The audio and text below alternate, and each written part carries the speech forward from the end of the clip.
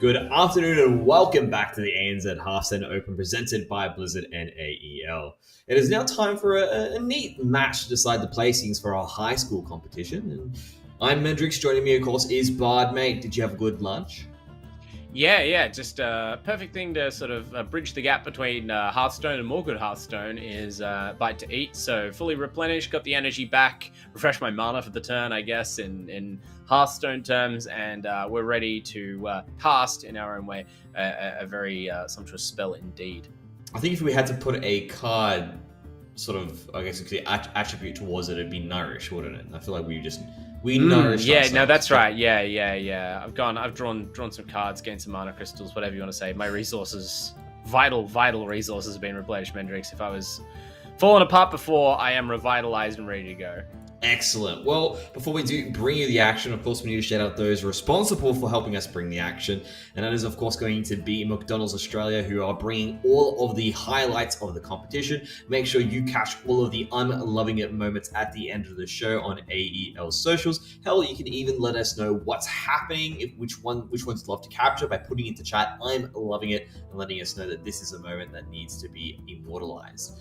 Also, of course, mate an internet mobile, and just let us know by throwing into the chat hashtag Let's Be Mates to be in the running to win 2 card packs valued at $3.95. We'll be announcing that at the end of the match, so make sure you get that in there nice and early if you want to be in the running and for a chance to win those card packs.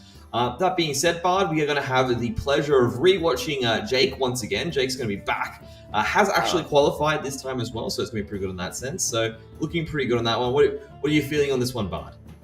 Well, that's not necessarily news I was expecting, but it's great to hear, right? Like, obviously, we were just saying goodbye to Jake, we felt like earlier on, as the player to miss out from that round robin before, and not for a lack of effort, right? One health short in the deciding game of the WA qualifier after a perfect string of top decks from his priest opponent. Like, you have to feel bad, right? And so now you say, okay, well, you've just picked yourself up off the canvas, you've come back and qualified through the high school league, same day, just a short hour later.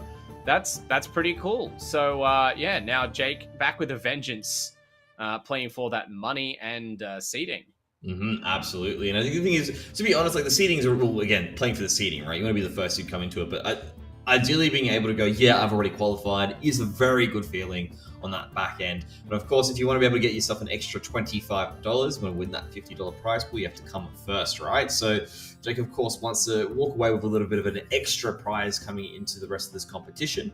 And of course, though, we do have our other competitor, which is going to be Jungle Monkey, who's going to be showing us if they're going to be the ones that actually walk away with that extra $25 on top. Again, these guys have already actually qualified at this moment in time, but the big thing to note here is, of course, you want to have a higher placing. You want to put yourself in a position to actually take out the $2,000 grand prize, which is pretty nice to have at the very end. And of course, have that little bit of an extra bit of bragging rights coming into that competition.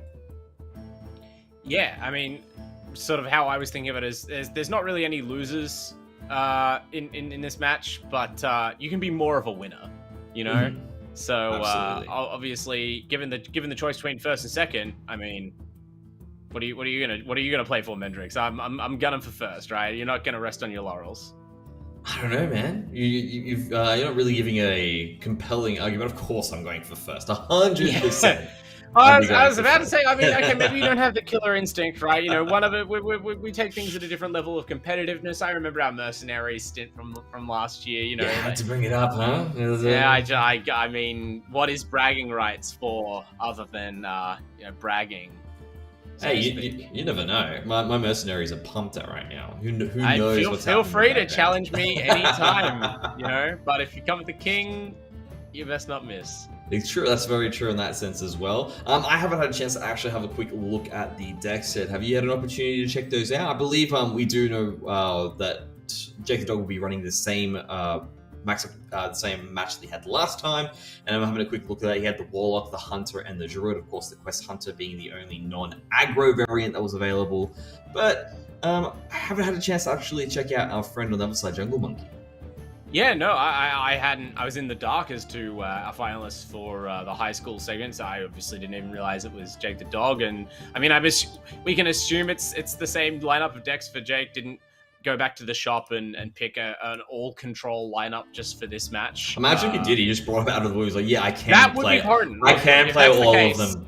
Okay. I'll hype up. I'll give credit where credit's due. But I have a feeling that, it's not like those decks are bad decks. If you believed in them this morning, you probably believe in them this afternoon. And now that you're qualified, basically, what reason do you have to fix what isn't broken? But might be interesting depending on what a Jungle Monkey comes out with.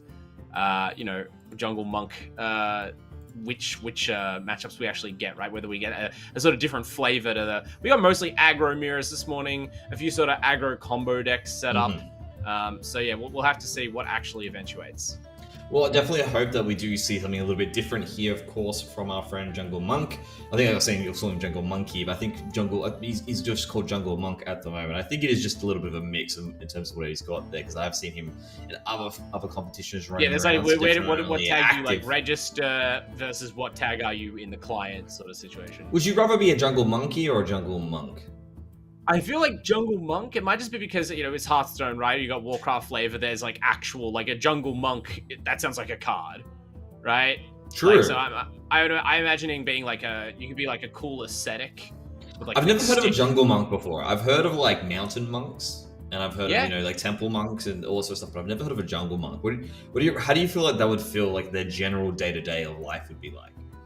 Well, I feel like you would have like, you can have sort of some hot tropical jungle, a thing like Lost Temple kind of Indiana Jones type setup, but like instead of being a ruin, that's just sort of like your aesthetic hidden temple Pretty that cool. you live in. I'm just trying to think, life bursting around. That's just like a good place to meditate, actually. Like a challenging place, but you're right in tune with Mother Nature.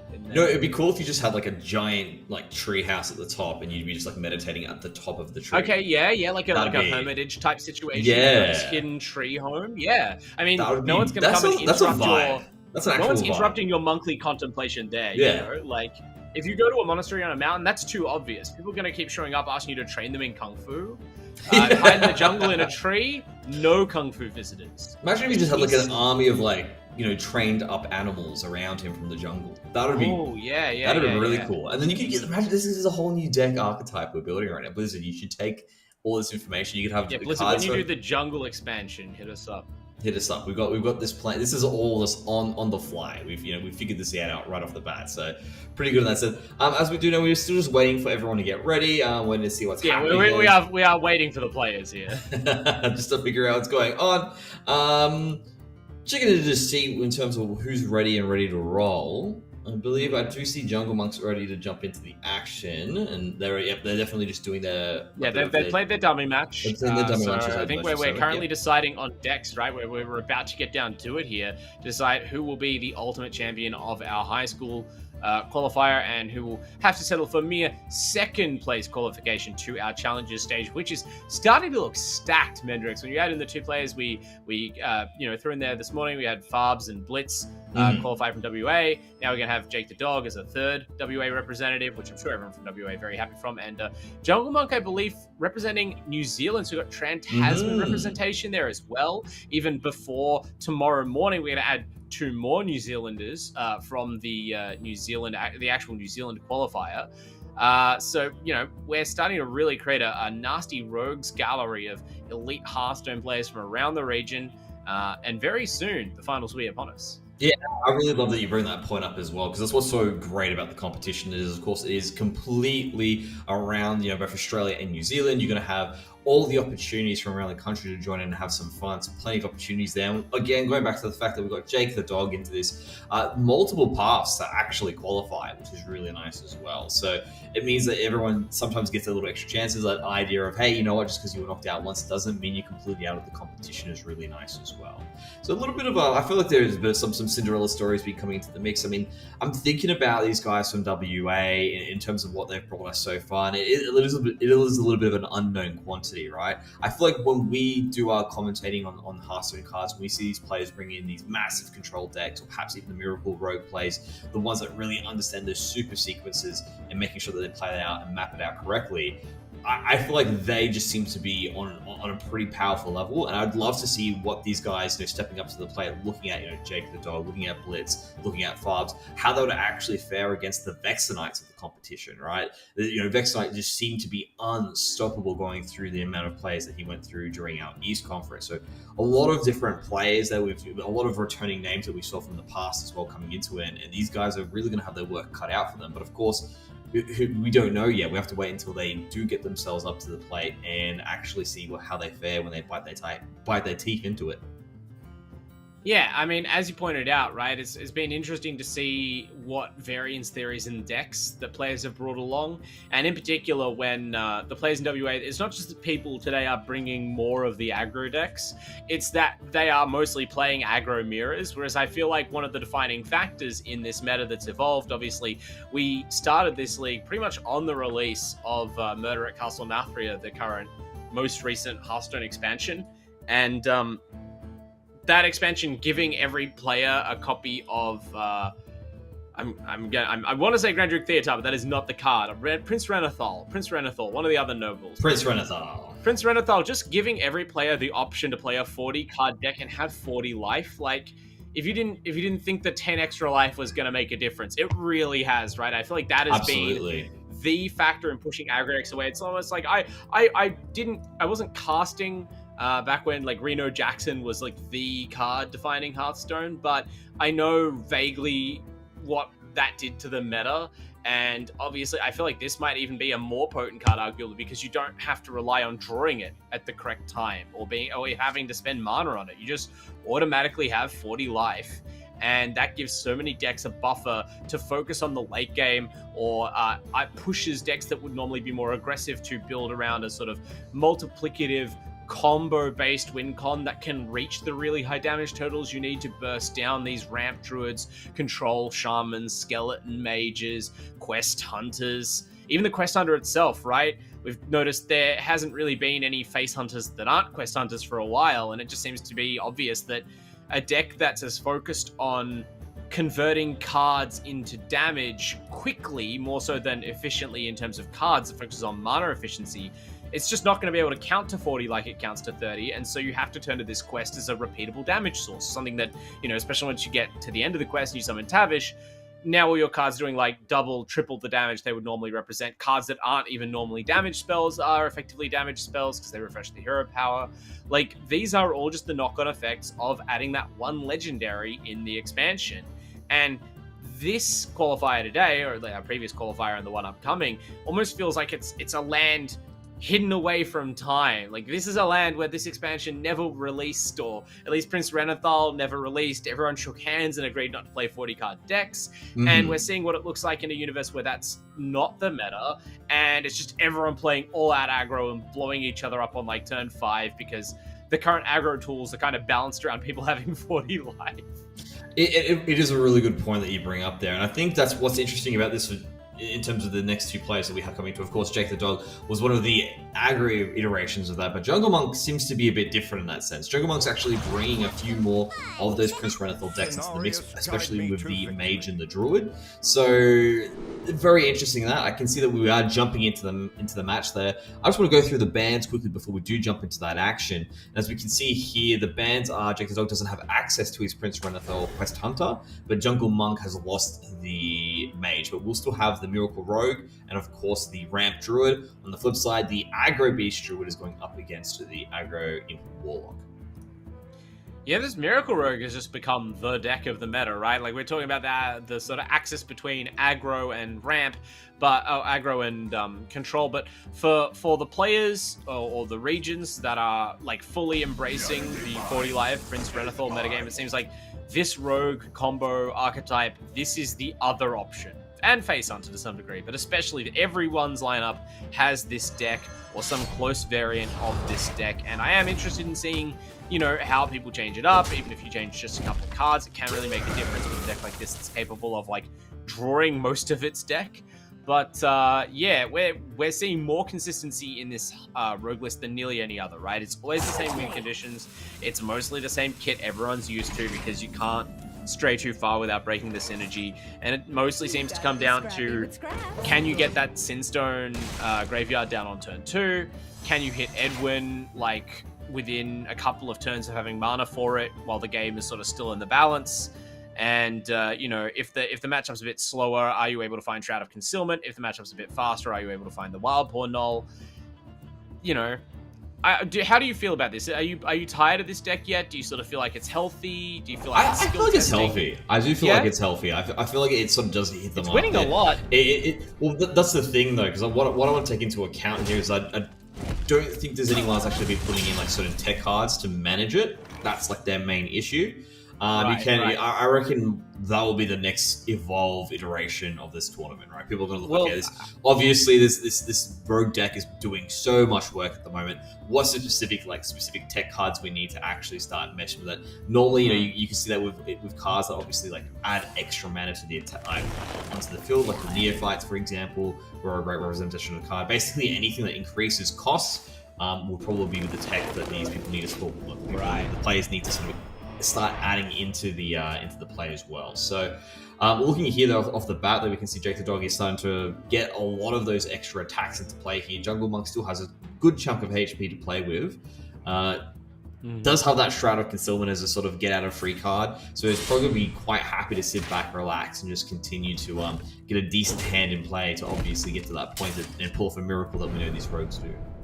Yeah, Jake with a really smart play there to obviously this Druid deck, as we've discussed, fairly straightforward in what it does, but you still get some choices, especially early in the game when your hand's full. It does really matter your sequencing, and even though it hasn't quite paid off massively, but I like the attempt to go tall instead of wide at the start of the game, right? Every other time I think we've seen this deck, it's been make tokens, and then later on you buff.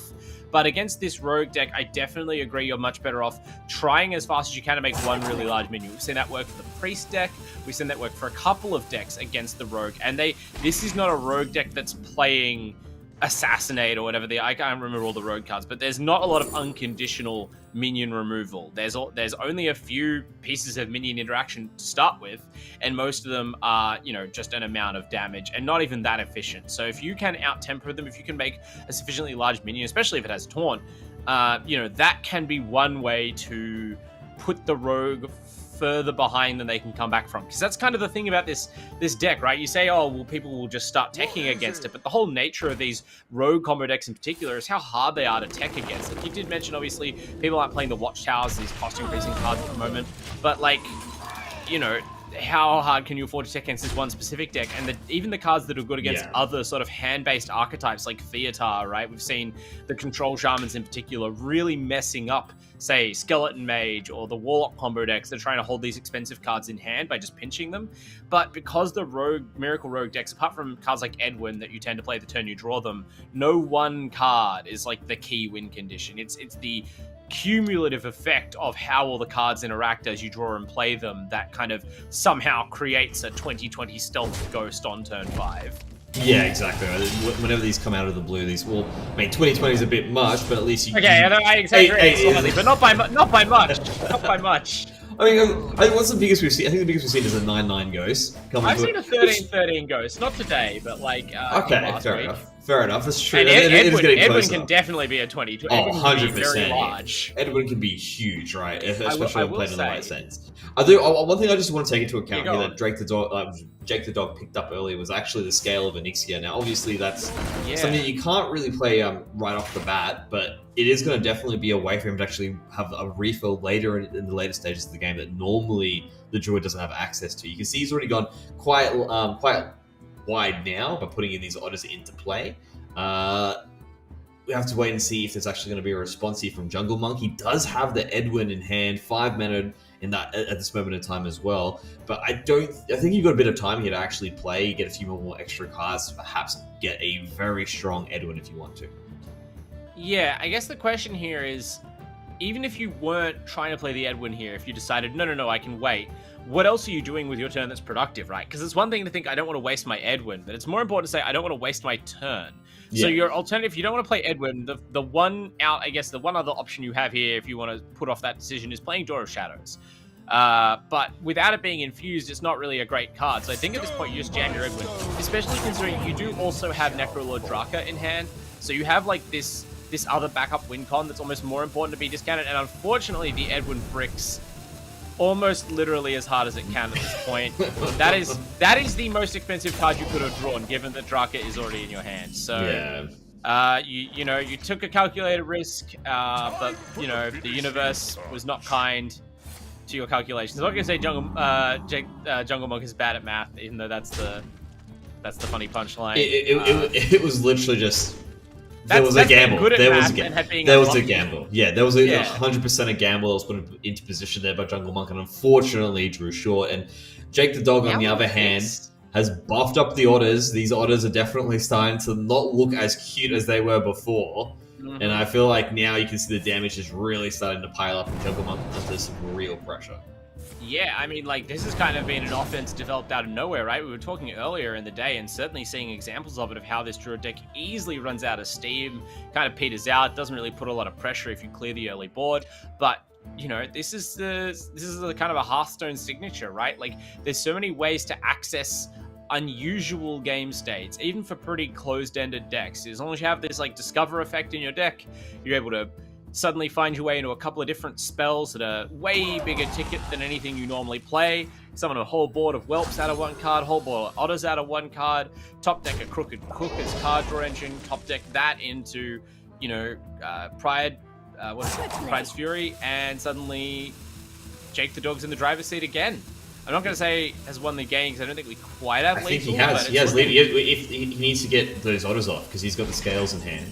So he can fill the rest of his board with the Scales of Onyxias. They got Rush, so that's game. Well, the Rush is in charge, so. Oh, true. Sorry, yeah, that's correct. Yeah. Yeah, as I say, if they filled the board with good ones with charge, I thought it was charge there. Oh, that'd have been broken. This card would be so out of. Look, I remember when Hearthstone was. I played Hearthstone probably the most in the very early days, when like charge was a more prominent ability, shall we say. This is before like Warsaw Commander or whatever was got nerfed, and like that was a time, you know. Games ended quickly, right? You got to play a lot. That was good. We don't do that anymore. However, while we were talking, Jake did actually manage to find lethal anyway. Just gotta peel the right cards at the top of the deck, and yeah, Jake was probably owed one of those, given how the early. I mean that was rough, right? To lose out just by one, and like you said, look, to be honest, he had the near perfect hand draw, but then the problem is that on the flip side, so did his opponent, and it just because of the way it worked, because I don't see any other line that he could have played that was different, that could have dealt for that particular no sequence of events. To be honest, that was literally like if he could be Jim Carrey that moment in time, that was literally that scenario. He thought he had the entire plan and option. He was ready to go ahead and kill those kids and walk away with a family fortune. And unfortunately for him, a series of unfortunate events popped out for him directly afterwards. You had me in such a mix-up there, Mendrix, like trying to guess what Jim Carrey part are you referencing? And I thought, okay, maybe it's like. Maybe it's Bruce Almighty, right? Like maybe you're talking about like getting to God draw something. I don't even know all the Jim Carrey movies. This is the Truman Show, Ace Ventura. It's like, and then it's like, yeah, gonna kill those kids. I'm like Jim Carrey. And then you realize and walk away with a family fortune. Didn't immediately reach for a series of unfortunate events, but it's true that a series of unfortunate events is definitely how Jungle Monk would categorize that, because Jungle Monk really was looking ups, right? You draw the Edwin and the Necrolord Draka. I feel like your win percent, if the game goes that many turns and you have those cards as Miracle Rogue against that Druid deck, your win rate projected is pretty high. However, your win rate in real life, 0%, 0 for 1 right now. So you got to kind of gather your wits about you and just try again. Do you run back the Rogue deck, or do you try and like shake off the curse and you play your Druid? Well, this is the thing now that comes into, because the Druid itself is a ramp Druid as well, so it's going to take a bit more time to ramp up and come to it. We'll be going up against, I believe it's the Warlock. Correct me if I'm wrong on that back then. No, it is the Warlock. The Hunter was banned. So Jake is just going to be running through another aggro deck. I feel you can tell this moment it would be Jungle Monk, who's obviously holding us up a little bit here as they're getting ready. He's like, do I want to play the Druid? Do I want to play the Rogue again? I feel like the Rogue's still strong. You can still, like you said, just sort of jam that in and play directly afterwards. But it is just a little bit of a thought process here now where you think, well, where do I have a better chance of winning against? And to be honest, I'm actually putting it back onto the Druid, not the Rogue this time around. Because again, it's a Prince Renathal Druid. We've seen the Ramp Druid absolutely get an insane amount of effective HP off the Earthen Scales when you do start to get those bigger minions on board. And having that extra 40 HP to survive the onslaught of damage that, of course, is going to be this imp deck, this sort of aggro imp deck that has obviously been brought in, obviously is being played quite a fair bit, or has been throughout the season, is probably going to be your best bet. And then you sort of not have the easier turn afterwards with the Rogue, but the Rogue still has obviously quite a few strengths against it. I will say, first of all, that I don't think that either of them it's like a massive swing in terms of who's favored. I'm also going to say you're not completely wrong in any of the points you made. I will play devil's advocate, though. I feel like, regardless of what Jungle Monk expects, because you could have different motives in which deck you pick, it brought the Druid here, so we're going to be seeing Druid in a Warlock. I think the Druid, despite what you said about the Earthen Scales, right, that's very true.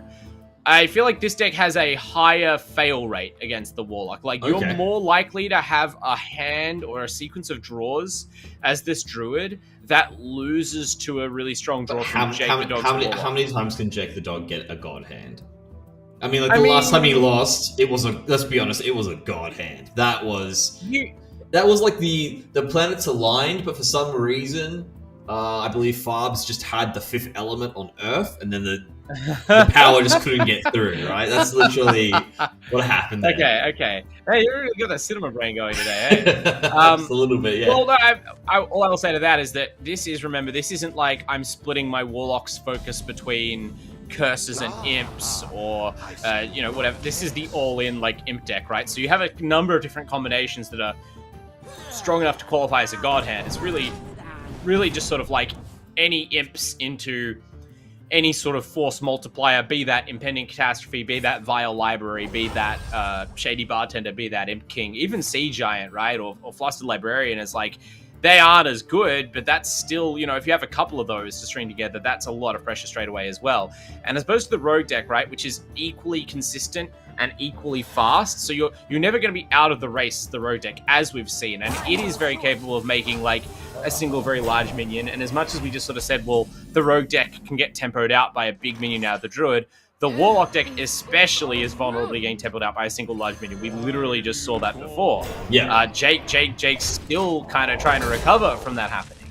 And this Druid deck, for all that it is a ramp deck, it's not like it sort of ramps into playing a 5-cost minion that's large very early, right? Like, we're going bigger here. It still takes a bunch of turns to ramp up. Now, I will say my respect for Jungle Monk's winning chances just shot up because we've drawn Topior the Shrubagazor, which to me is just like kind of been one giant pillar propping up this Druid deck every time we see it. It's like, if you hit this card as soon as possible, you basically win. If you don't hit it at all, you're like 30% likely to win tops. Yeah, and it's definitely an interesting turn of Jungle. I'm thinking maybe you just don't even tap, right? You just leave up. Never mind. I guess you once to actually put some damage.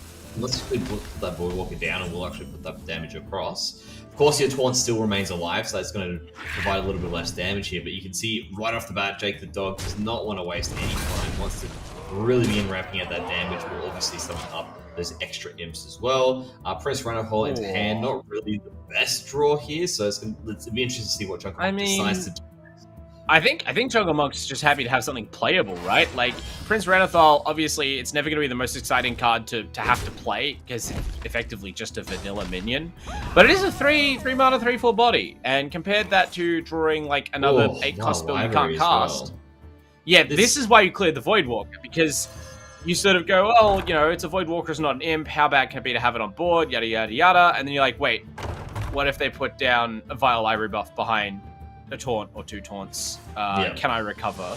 And I mean, even without the taunt, this 9/7 is very well positioned right now. Jungle Monk did not choose to play the Prince Renathal, so like no power on board to try and defend here. And I'm not even sure we're all in on here. Like, Well, the thing is, like, it's nice to have those flipper friends. And I was like, oh, that's like, you can't still can't play that. Still needs to wait a turn. Yep. I think. Yeah, this is did not find my early game ramp. Did not find my Widowbloom Seedsman. Didn't find the Wild Growth. Didn't find the Innovates even to help jump up into a more powerful card early on. And yeah, this is exactly what I meant, Mendrix, about like this deck. Obviously, if it gets going, it will just go straight over the top of this Warlock deck, and it'll look completely one-sided, finish with like 60 effective life with all the armor. On the other hand, Jungle Monk has played like literally no cards, right? Yeah, well, that's because all the cards are either too big in cost or provide absolutely no value at this moment in time. I mean, what are you going to compost, right? There's nothing that you can compost here, right? You've got the Scale of Onyxia, which is nice, but you need to get to at least turn 7, which doesn't look like it's going to be happening with the amount of damage that Jake the Dog has. And you can see Jungle Monk's just thinking, like, how do I even hold on at this moment in time? And to be honest, we've got lethal next turn. Like, we've got the Shady Bartender. Yeah, you're thinking, well, it's basically has to be the Bartender to lethal me, or maybe another Vile Library. What are the odds of that? And then you sort of think to yourself, pretty high, but also, what are you going to do about it? You kind of just bridge this hand, right?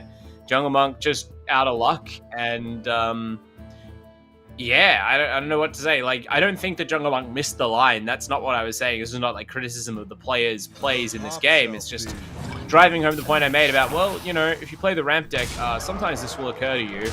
And if you don't interact with the imps on the board, then this is the most powerful deck in Hearthstone. Absolutely. Like, the value multipliers are strong in the Imp Warlock.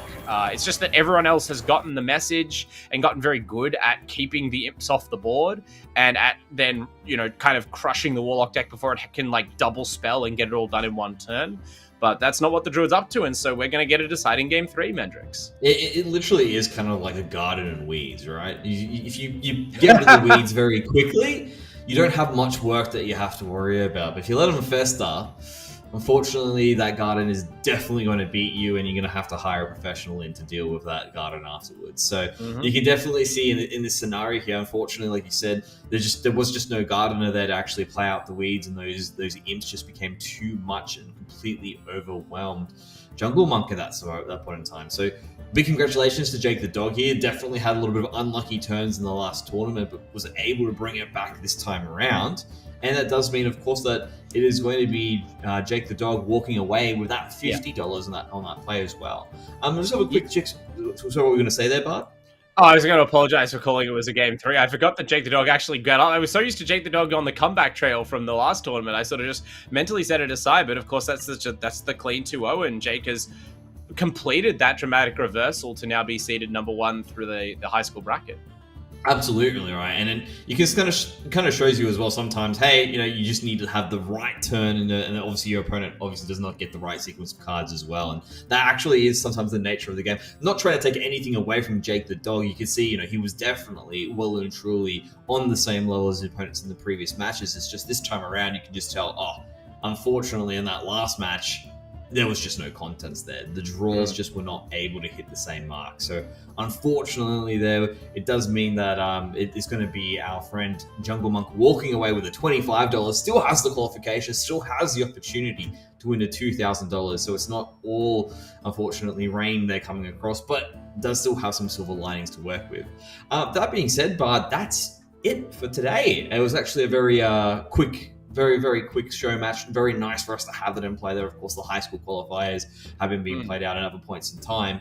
But that does mean we do have now the opportunity to award our winner of the Let's Be Mates giveaway. That's going to be Ikatosh23. Congratulations on winning the 2 card packs valued at $3.95 and joining in from our Fun From Mate. And of course, let's also shout out McDonald's at the same time as well. So McDonald's there, of course, bringing all of the highlights of the competition. Let us know which moments you like and which are the best, so we can provide you a highlight reel at the end of the day by putting in chat, I am loving it. And of course, you're going to have more opportunities to do that in future weeks where we do have more of those competitions available. And again, a big thank you to Mate Internet Mobile for those giveaways. Make sure you check out what offers they have available and upgrade your internet today.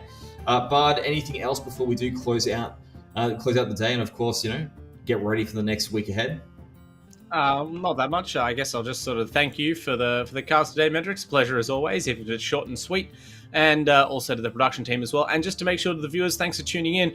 If you're interested in more Hearthstone action, we do actually have more qualifiers tomorrow. Not even having to wait a week this time. We can't wait either. So tomorrow we're coming back with the New Zealand qualifiers and also the women's bracket. So 2 very interesting qualifiers, and that will round out our selection of the top 16 for the Open as a whole, Mendrix. So I can't wait to finalize that bracket, and then we can start poring over those sumptuous possibilities that will lie before us. Yeah, it really is going to be boiling up to be an amazing finals. And again, if you can't get enough Hearthstone, we have that action for you tomorrow. So please, guys, please join us again tomorrow.